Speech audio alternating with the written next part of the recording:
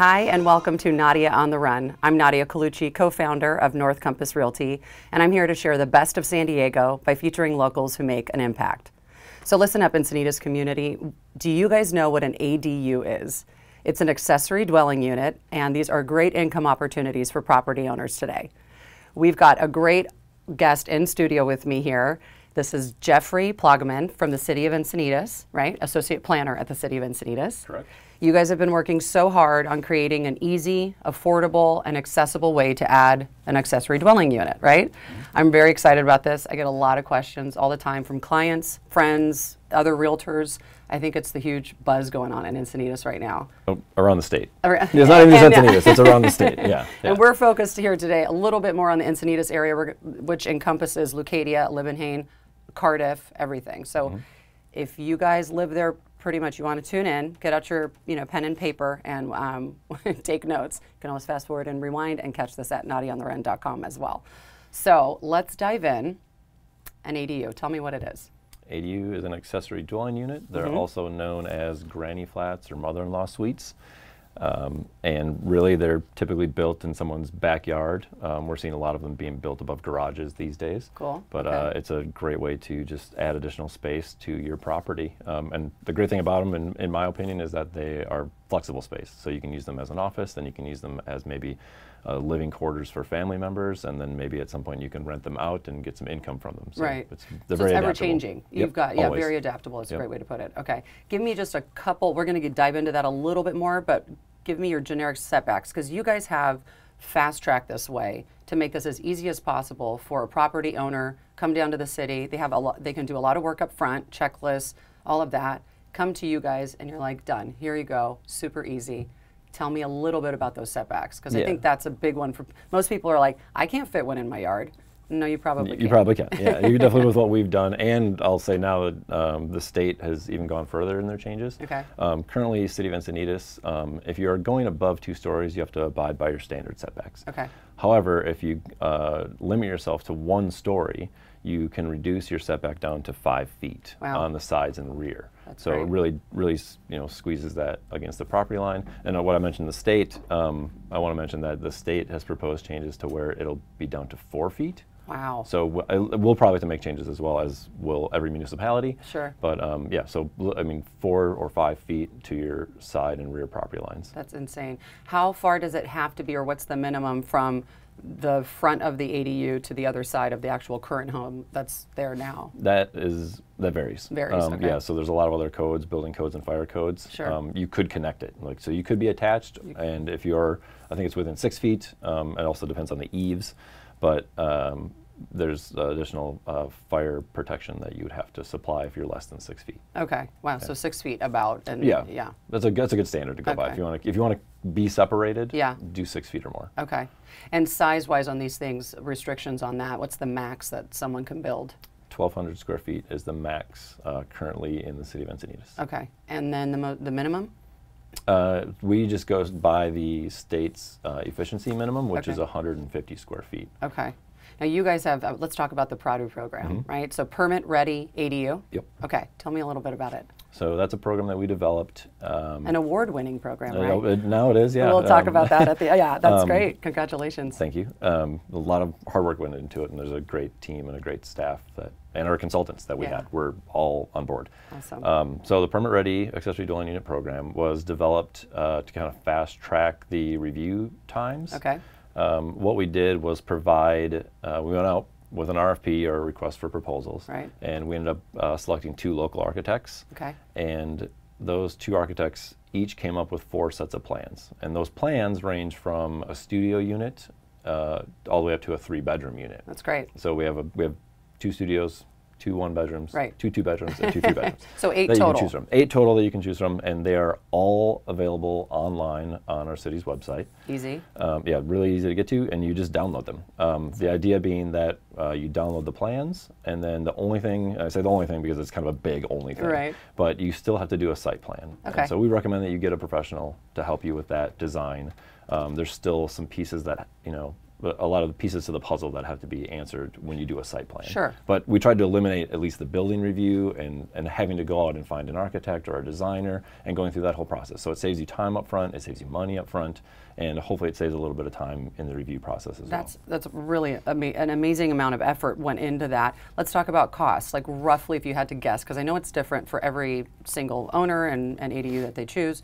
What cost savings do you think you put on this? We think on average you're somewhere between $16,000 to $20,000 per applicant or per resident. Yeah, that's amazing. That's great. Just in that time and not having to hire a consultant. And then the city, included in that estimate is also the city has waived all fees for ADUs. So if any of the development services department fees are waived. Any ADU ever, or part of the PRADU program? All ADUs Okay. are waived. Wow, Yep. that's great. But with the PRADU process, so somewhere probably between $12,000 and $16,000.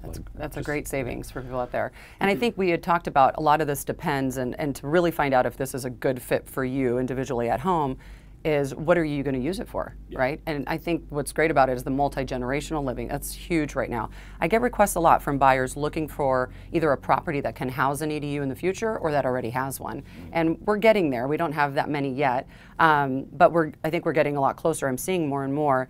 And what I think is important is, at one point this can serve as, a place for your kids to come back to after college, right? I think it's a great tool in the future for in-laws to move into. I mean, just understanding the cost for seniors today, and if they were to be put in like a skilled nursing facility, I mean, you're looking at $6,000 to $8,000 a month just for that. So if you calculate backwards, or maybe you have your parents out there right now who are still great, really healthy, and have a substantial savings, they're going to blow through that at $8,000 a month pretty quickly if, God forbid, that's where they end up. And, maybe talking about let's get together, build this so in the future you can live here. And in the meantime, you rent it out. Until then, it can be an office. I mean, you have so many options for this. So I really think a lot of people should listen up and pay attention. Yeah, and I think it's a great option too. I mean, there's a lot of people who want to downsize. Yeah. So even if you wanted to, say, bring in your in-laws or your parents, and maybe they want to downsize from their full-size home, they want to come into something smaller and be closer. Right. But then also, maybe the baby boomer generation who they want to downsize from their larger home, they can move into the ADU. Exactly. And then either provide the primary residence to their children or rent it out if they want to. Like there's all kinds of options. Yeah, no, there really are. You actually brought a zoning distribution chart with you, so I want to throw that up on screen. And if you look, it looks like about 80% of Encinitas is residential. So the red portion of the pie chart represents all other zoning categories like commercial, industrial, public open space, et cetera. So 80 is zoned residential. I mean, that's a lot. A lot, yeah. Probably, I would guess that it's more than most cities. Yeah. We just don't have a lot of commercially zoned or industrial zoned space in Encinitas. I mean, it seems like we do, but I guess when you look at it like, bird's eye view, maybe we don't as much. There's Obviously we don't. But when there's a lot of homes and we're talking about trying to find places for people to live. Right. And that's part of this, like the demand to, I think one of the best coastal cities in San Diego is Encinitas. Of course, I'm a little biased, but I definitely do. And so do a lot of other people, right? We get an influx of people trying to move in, and part of what you guys are doing is developing more units so that we can sustain the impact that these people have by coming in, and we want that for our economy. It helps in a lot of ways too to provide more space, and we need to, right, per the state. Yeah, the state has requirements, and that's a lot of the work that the City of Encinitas has been doing in the last several years. It's kind of an ongoing thing for most places, but we have been trying to get our latest round of the housing element approved. Where that happened, yay, finally, and but now we're right into the next cycle, which is called the sixth cycle. But part of that process, ADUs are calculated into the numbers. That's great. So that helps. And so what we've done with Housing for Generations, which is a combination of the PRADU program, but also the changes we've made to our ordinance, we were trying to boost numbers as far as ADU production, and we're seeing that. That's great. Yeah. That's awesome. So we had about 25,000 units in all of Encinitas with that last chart we looked at, right? And of those, it looks like about 23,500 represent the number of potential ADUs that could be built if every house in Encinitas, I guess, built one. Right, yeah. So those are single-family homes, the 25,000 number. Sure. And, only a little over 1,000, whatever the number is, have an ADU. So when you look at the potential, like there's a great potential there to add housing and do it within the neighborhoods, within the fabric of the community, which isn't quite as intense as, say, larger scale development elsewhere. Sure, no, that makes sense. Okay, so there's a good chance if you live in Encinitas, you fall into that 23,500, right? So this definitely applies to you. So 1 ADU per single dwelling home, right? Tell me what other restrictions, parking, I think we talked about that. What would the parking requirement be if, I think it's half a mile, was it? Yeah, I believe it's, I can't remember if it's half mile or quarter mile. Okay, well look at it. I apologize. Yeah, no, I think it's half. But. Yeah, so half mile from transit or architecturally significant district or historic district. Okay. Most of Encinitas falls within that range. So I would say probably about 75% of Encinitas would not have to provide a parking space for their ADU. That's really cool. Okay. Yeah. Though most people would have a car. I mean, that's fine. Then they Possibly, park on the street or whatever. But if they didn't, yeah. that would be great because then they'd use the public transport. Right. And we're seeing a lot of changes too, like younger generations, they are not as quick to buy a car. No, so makes sense. There are a lot of things are changing. Changing, right. Yeah. And you guys are changing with it. It sounds like you're providing all of this too. And you mentioned 1 ADU per lot, but there's also something called a junior accessory dwelling unit, which is it's a little bit of a nuanced thing, but that also, to be a junior, it has to include existing space in your home. And the City of Encinitas actually went as far to say you can have one of those in addition to an ADU. Wow. So in a way of looking at it, like it's kind of having 3 units on a piece of property. Right, whether you live in one or you're an owner of a property that has 3 on their total, right? Because you can have the primary, the junior that shares a little bit with the primary, and then a completely detached or still attached accessory dwelling unit. Correct. If you're doing a junior, though, you do have to have owner occupied somewhere on site. Okay. Oh, okay. So to have a junior, you have to have that. Okay, that's good to know. Okay. And restriction, obviously, if you're going to rent these out, they have to be rented out for a minimum of at least 30 days. Correct. Yeah, 30 days or more. Okay, so you can have like 12 tenants a year at max, right, pretty much. Yeah. Okay, that's one way to know it. I'm looking down at my notes a lot because I do not want to miss one question. I've had so many, and I really want to make sure we get to them all. So I don't know that we'll ever answer them all, but we're going to try. I get new ones every single day at the front counter, so there's no way. We'll have to have you come back then for all those. One question I got a lot, and I think we chatted about this too, is what does it cost to put one in? I mean, that's everyone's first question is like, more importantly, like, what do I have to spend to get this? So we've done some research. I've talked to quite a few different contractors, some that have actually been building and some that are ready to build. You guys have made it so easy, and we'll talk about the floor plans, but we're roughly looking at about, I find a total in, just because you're maxed at $1,200, is about a $200,000 to $250,000 investment. I don't think it's wise to look at a price per square foot because that doesn't, they vary, a 1-bedroom, a studio to the 3-bedroom. I'm finding that everyone's all in is about that. Some people are like, oh no, I got it for less, but then upon further research, it doesn't include everything. So I think at $200,000 to $250,000, so that's $200,000 and $250,000, it's all in. So that everything that is going to be required on the exterior as well, which we'll talk about too. I think that's a pretty decent number considering you can rent that if you had a 2-bedroom and you rented that out for even $2,000, that's $24,000 for the year. If you run those numbers of your initial $250,000 investment, you're at about a 9% ROI, which is great, I think. Yeah. And not get that anywhere else. yeah, it's pretty hard. And on top of it, it's increasing your property values. Like, so that's not covered in that 9%. So 9% is dollar to dollar. So I think that's quite good, actually. And I like the fact that it's on your property. It's something you can kind of monitor and control and make sure it doesn't get out of hand. So I think that is easy. Well, easy. It's not an easy amount, but if you've got the cash, great. But there's also different programs out there. There's cash out refis. There's reverse mortgages you can do depending on age, and there's lines of credit. I'm actually going to have a lender and an appraiser come talk about this as well. Great. Just because I think so many people have so many questions about it. That we're finding that that's our think issue for people actually getting to the construction phase. Is it really? Okay. We've had so many people, even just this year, I think we're at 116 approved building permits. That's great. For these ADUs, and but I think only 35 have received their certificate of occupancy. Okay. So what that tells us is that people have gone through the process and maybe they're waiting for additional funding Sure. to do the construction. Okay. So yeah, the more financial information they can get, the better. And we're going to dive into it. I'm going to have an example. I really want to make it as easy as possible, remove a lot of questions from it, because I think that's the unknown. And a lot of people, you know, you look at a house, ideally, if you have a little equity in your house, you can always, you know, take from that. But a line of credit is easy because you only pay on what you draw. Whereas if you do the full takeout, you're paying on the full amount. So there's options. That'll be our segment 2, I guess, follow up to this.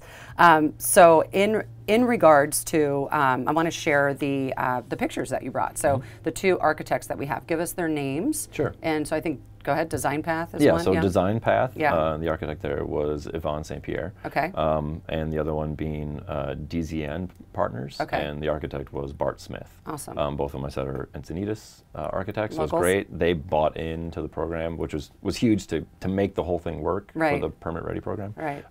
We needed their buy-in, and they were fantastic to work with. That's great. Okay, so we'll look, all the floor plans are available, of course, at the city, and we have it at northcompassrealty.com/ADU. We'll link up to the city there so you can download. We have a lot of information there as well. We'll pretty much have everything we talked about here today there as well. But I want to take a closer look at these here that we've got. They range from about 350 square feet, 555 for the 3-bedroom, 745 for the 2, and the largest one for this is the 935. And this is Design Path here that we're looking at. These are beautiful renderings that they did, I think. Really lovely. The next screen I want to bring up is actually a little bit, this is the 2-bedroom example. And here you'll see the elevation for each. So the elevation is the exterior design. And you look at that first one, and I like that craftsman farmhouse look. The second one there is a little bit more of a modern appeal to it. And then the third has like that stone veneer. So plenty of options here to easily complement your current home. Correct, which I yeah. like. And so that we actually built that into the program, Okay. was that each architect did a great job of creating a kind of a checklist. And so within the plans, when you go online and download the plans, on the first or second page, there's actually a series of check boxes, Okay. and you go through and you tell us what you want. And so you basically go down the line and say, I want, you know, the stone siding with the, you know, asphalt shingle roof, and you match it to your home, and there's a whole list of criteria that you can pick from, and That's we cool. try to make it as flexible as possible. Yeah, and you guys have done also, you'll even allow for some tweaks on the inside. I know you've done Yeah. that. I mean, you really are making it as easy as possible. If we look at like this next slide here, this is a 2-bedroom, 2-bath option, which is the 745 square feet. I mean, these are nicely spacious, offers a master with an ensuite bathroom, which is nice, and then washer dryer hookups in the back, and a nice entry porch too. I mean, it's like a cute little home. Yeah, and the great thing with the Design Path design option is that Yvonne made this clever kind of trick where it's basically, in a sense, modular. Modular meaning that if you wanted to start with just a studio unit and then maybe expand one day to, say, the 1-bedroom, it's designed to just kind of click into place. Like all the door openings align, all of the windows align. Roof line, everything. Roof line is aligned. What a great it makes idea. it's a fantastic idea, and it works. So it just kind of, you go from studio to 1 to 2 to 3, and you would never know that you added on because they just kind of click together. That's a really cool idea that she came up with. That. It's all standard construction. Sure. But I mean, the way it's designed Right. is really smart. Makes it easier too, and probably less costly. Oh for yeah, people to do, absolutely. right, Yeah. at that point. You're not punching holes in walls. You're not having to do a lot of structural changes. Right. It's all designed to do the add. That's add-ons. so cool. Good job for her. Our next architects that you had was the DZN designers. They came on the partners. Is that DZN partners, I think? Yeah. So I like these too. These are really nice. Various exteriors as well. And there's up to 3 bedrooms here, and they range from 224 square feet to 1199. So that's right under the 12. So this one here offers the smallest and the largest option of the Prado program. Yep. Okay, cool. So these are nice. We're going to dive into a 2-bedroom one here and look at it a little bit more. You'll see that you have your A, B, and C, your 3 different exterior options. That A looks a little more of that classic style, and then B kind of has the modern touch with elements of the stacked stone as well. and then C gives you that farmhouse house flair that everyone loves. Yeah. And Bart was really, so what makes his plans unique is that he provided the most options for the exterior finishes. Oh. So he, like, as you just mentioned, those three, and there's little variations Yeah. through all of the plans. You go through the checkbox, same kind of thing, and you just pick the ones that match your house best, like a or the ones you made-to-order. like best. Yeah, in a way. Drive-through window. Yep. Yeah, Yeah. and Diet Coke on the side. I like it. This one has a nice big open floor plan too, and easy to modify. I know it doesn't have the modular attachment, but it's easy to modify. Sure, we've had people come in and they want to maybe change a door or interior walls, Sure. and we try to accommodate that. Okay, that's really cool. So very customized too. I think sometimes people say, well, I want something different. And so, okay, you can have it, but still, I would always recommend try to find something within these 8 because of the cost savings. Absolutely. They can absolutely go out, hire their own architect. Let's say for those people that didn't like any of the 8 options, what would be their process then? As far as going completely on their own? Yeah, sure. They'd have to get architect to design, Yeah, engineer. I mean, technically for an ADU, you don't have to have stamped drawings, so Okay. Someone like me could design it, but Okay. I wouldn't recommend that necessarily. but to go out and have like a really thoughtful design, or, you know, one that is structurally sound, Sure. you would probably want to have a structural engineer or an architect do the design work, and then again, that's where you get some added costs there. Okay. But again, then you have customization, Right. and you can get exactly what you want or need. At that moment. Right. And the process is still very similar. You still submit your plan sets, they go through a review. The reviews tend to take slightly longer than what we're seeing with the permit ready ones, Sure. just simply because they the structural plans haven't been, you know, pre-approved by our building department yet. Okay, let's talk about that a little bit more. If I'm looking at putting an ADU on my property, what is my first step?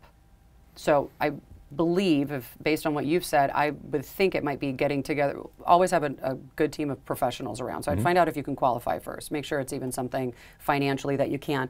If for some reason you can't today, get on, you know, the track with your lender of what you need to do for the next couple years to be ready to do that. Or maybe you can only afford a 1-bedroom or a studio today. Right. Now we know that you can add on to it over, you know, future in the next, you know, 5-10 years, you can throw in a 1-bedroom and more. So there are options there. But so I would say finding the financial or satisfying the financial component of it first, and then meeting with a contractor. I would say hiring or meeting with someone that A you design trust. professional, yeah, Okay. a contractor is great, architect, engineer is great. Okay. And I would even say part of a first step would be to make sure that you have a decent survey or some kind of land record of your property. Okay. Since all those setbacks that we talked about earlier Yeah. are all going to be taken off of those property lines, so you want to make sure that you're accurate when you're doing the design work. Okay, so having an understanding of your property, even a title report, somewhat usually through title, which that's what we go through. So we'll get that done. In fact, we have a client right now, so we had the title pull the report so they can see all the setbacks, right? Make sure, and then have a contractor coming on. They're meeting with them this week and talking about, okay, what could we do? Where do we want it? You know, so you have that time to brainstorm with another professional to make sure that you're doing something that you actually really want or are going to be happy with in the end. And then the site plan first or the checklist first? Get the checklist from you guys. You can get it online. We have it on our website. Yeah, the checklist is really handy, and it works. It's not just for the permit ready program. The checklist pretty much works for anybody that wants to do an accessory dwelling unit. Okay, great. We designed it as part of the program to make it easier, but when we were all said and done, we're like, this actually works for anybody. So go ahead and get it. Okay. But really what that has is a list of all the requirements that you will need to address on your site plan. Okay. And when you look at how substantial that list is, then you start to realize, like, okay, I need some professional help. Yeah. What about reports? What reports are necessary, and are there school fees? I know I'm throwing 2 questions at you there. Yeah, reports, sometimes we'll need a soils report, depending on the lot. That's very site specific. Sure. And then as far as the school fees, it was only if you were going more than 500 square feet Okay. on the ADU. But I think there might be some changes coming from state law Okay. that'll either waive that or change that number. Okay. So there might be some there if you're over 500, but Yeah. possibly not for long. Yeah, so. if you go above 500 square feet, and that's kind of a typical threshold, Okay. that's when you start to get into other service fees. Okay. What about a grading plan? Again, it's site specific. If you have a Okay. relatively flat lot, we're not going to require it for an ADU. Sure. But if you have slope, then it'll most likely be required. Okay. One thing I hear a lot about now, and we've get some rains, and everyone's talking about storm water and retention of that. So what do you guys recommend for that? Because I know anything new being built has to have some kind of bioretention swell, right? Correct. And so when you have those swales, you might have one on your property already from your primary home. Okay. And if it has capacity, then you can tie into that. So the runoff from any construction, if your existing retention area is large enough, it can count as your collection. Okay. A lot of times it's not large enough, Right. and in which case you'll either have to add on to it or provide an additional basin. Okay. But in the permit-ready plans, we actually provide 4 or 5 typical designs for those basins. So That's you great. actually can just, again, it's a checkbox, and Yeah. you select which typical design you're going to use. Okay, easy. Yeah. What about fire sprinklers? That's a big question. It depends on the property. If the main home has them, then you are required to put them in the accessory unit. Okay. If the main home does not have them,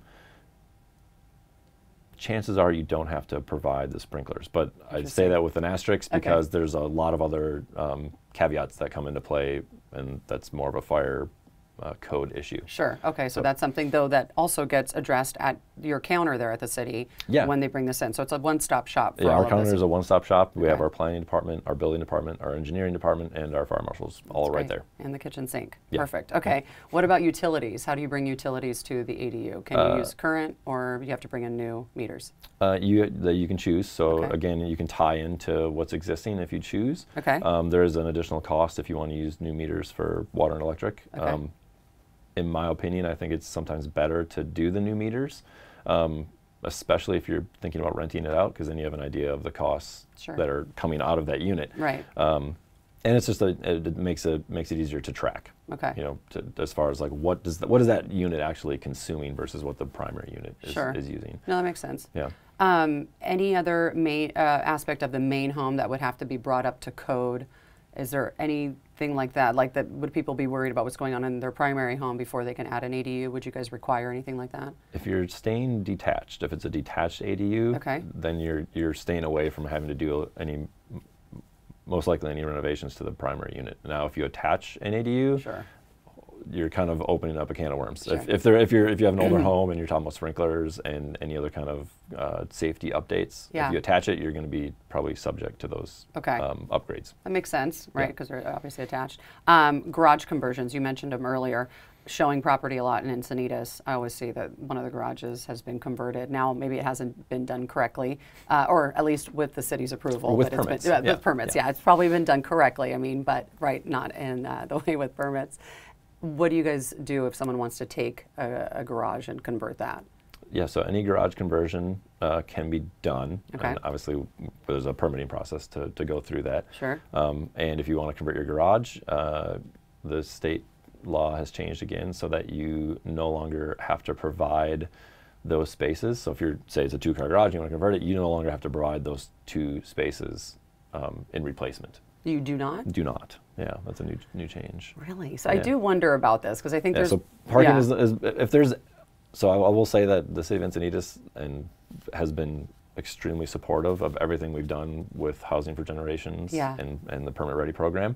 If there was ever a question that came up, it was parking. Okay. I definitely have a different opinion than maybe most people. Sure, but being involved. I just come from a standpoint, I think that times are, we're seeing shifts. We're seeing shifts in just how people live and how they use their property.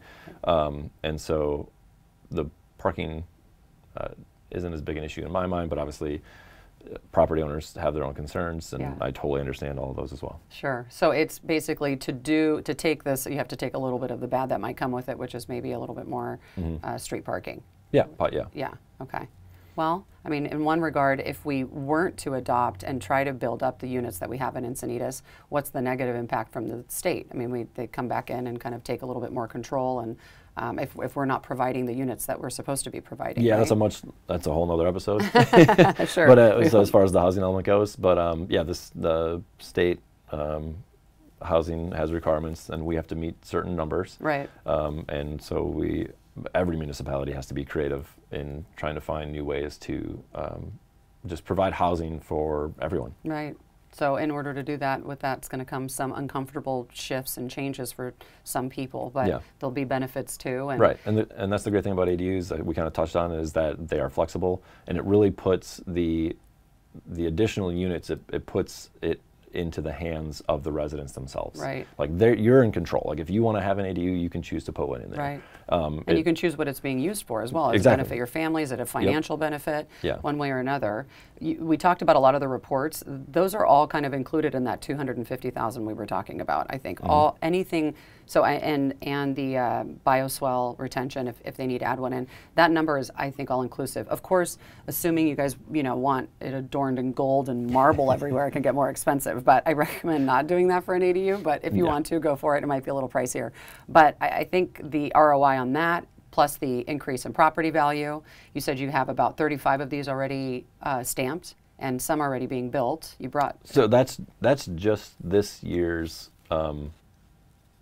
That have been received their certificate of occupancy. Okay. We've had 35 actually, this year alone. Oh, that's great. We have another 116, I think, in waiting that are in different stages of the process. They may have received their building permits already, but they're either in construction or they haven't started construction. That's really cool. Yeah. Wow. So recapping kind of steps, it would be in my opinion, is always finding out financially if this is a fit for you, and if not, how can it be, or talking to a lender. So stay tuned for that episode that we'll have as well. But also that team of professionals that know what they're doing, that can make proper recommendations, put you in touch with the right people.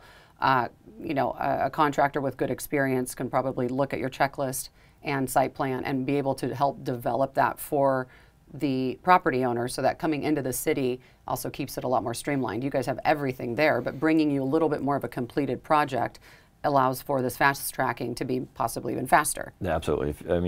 I admire anyone that wants to take on this kind of a project, but if you don't have a background in one of the fields that we've mentioned, it can be a daunting process, and there's just a lot of steps. And even though we've tried to eliminate as much of the process as we can, they're still there. You're building a structure, Yeah, exactly. So. It's a building. Like, there's a lot of pieces to put together. Yeah, and the site plan alone is also very complex. Intense. Yeah, the site plans are always pretty complex. So you definitely get the right team there for you.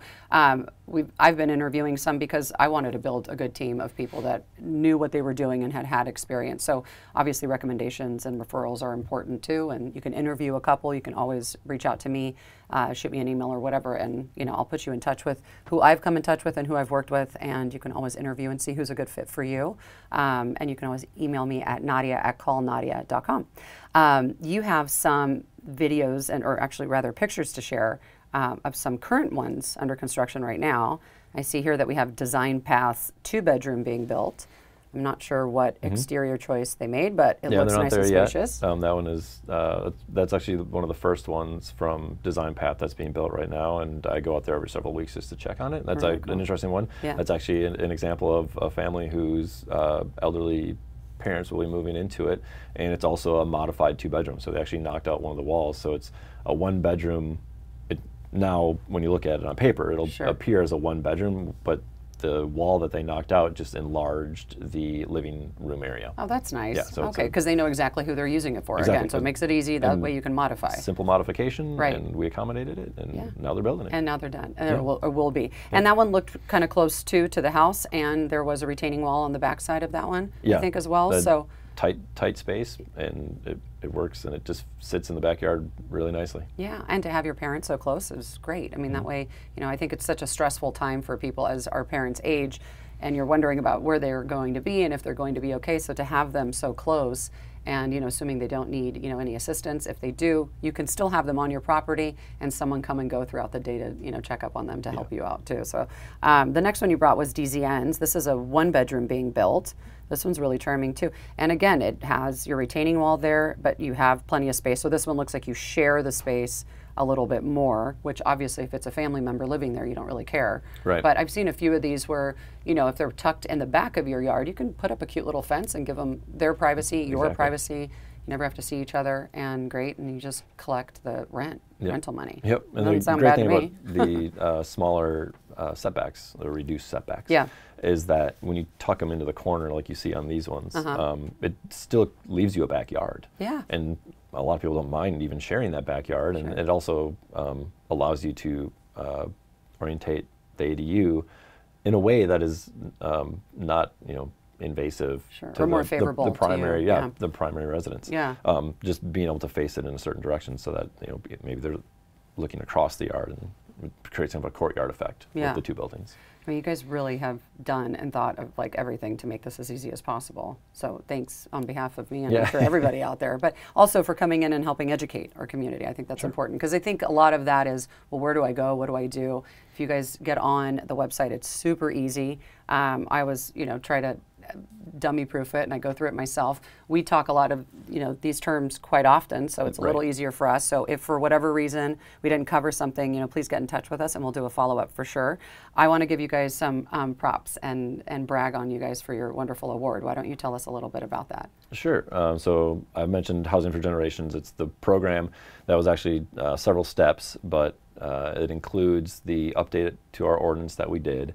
We also sponsored a Senate bill, 1226, which is it allows local building officials to issue retroactive building permits based on the year built. So if you have an unpermitted unit currently, we can take a look at it and our building official will do a review if you provide enough documentation to show us when it was built. So say it was built, unpermitted in the 80s sometime, we can use the building code from the 80s to approve it and issue a retroactive permit. That is so cool. So many people, I think a lot of people get scared. They're like, I don't want to go into the city. I don't want to. I don't want to create a problem. So we aren't gonna. We don't want to either. Yeah, that's fair. we don't want no that one either. Likes worms. Yeah. No, that sounds good. That's and great. then the third part was the Permit Ready program, and so those three pieces together won the Helen Putnam Award for housing innovation this year from the California League of Cities. Congratulations. That's I know you guys have been working really, really hard, so being recognized is always nice, and receiving an award is even better. Yeah. So don't be afraid if you have that like random, attached something to your house that you bought and you don't know what it is and you don't know if it's we're happy to look at it. And our front counter is the staff is amazing all across the board. They're just really informed and they really know our code, and that goes for every single department. So any questions you have, just come in, ask. We won't. There will be no can of worms opened. If you just have some questions, just come in. And talk you guys to us. are really cool down there. At times, there's a little bit of a wait, and it's not even that bad of a wait. You're sitting up in downtown Encinitas, overlooking the water. You run down and grab a coffee. Yeah, it's not a bad place to have to wait. Not a bad spot. Yeah, no, it's really nice, and everyone has always been very helpful. So I think hopefully we've helped ease the mind of people that were a little worried about coming in. You've also provided a lot, and we've talked you through hopefully enough that you feel comfortable downloading the proper documents and getting this started a little bit at home first before coming in, so that they're coming in and not asking the basic questions. I think sometimes that clogs up the system a little bit, but I know you guys are glad to take them too. Yeah, we're glad to take those questions, but we did try and set up the website to make it as easy as possible. There's a whole list of the documents that you will need, and then below that are the 8 sets of plans, so you can just kind of window shop. Easy peasy. Web shop, I guess it is. Yeah, and checklist to put what you want together. I think that sounds really nice and easy. Yeah. So recapping it is financial. I think figuring that part out, or at least looking into that. Hiring or interviewing a team of professionals, have them come out to your lot, talk about where you can and can't put them. The team that I've put together are already familiar with your guys' restrictions and setbacks and all of that. So find someone that at least has some experience in working with the city and already the Pradu program, I think is always nice. I also feel at that point it's a matter of understanding, do some thinking about what this unit is going to provide for you. Right. Is it income for a few years? Is it then family? Or is it office space at some point? Whatever it's going to be, I think that usually helps dictate what type of unit you want. That's a big piece. I think a lot of people say like, oh, I would really like to have an ADU in my backyard. Yeah. Stop and think of what you want to use it for. Sure. And really think about what the proper size is and how that layout is going to be. So whether you can do a permit ready or if you want to do something that's custom. Yeah, I think that sounds great. Well, I thank you for being here and taking the time and helping educate everyone. I also want to thank our local sponsors at 5 Star Escrow and First American Title, because they make this all possible and allow me to keep up with fun things to do in San Diego. Thank you at home for watching. I'm Nadia Colucci, and remember to stay on the go, San Diego, with Nadia on the Run. Bye.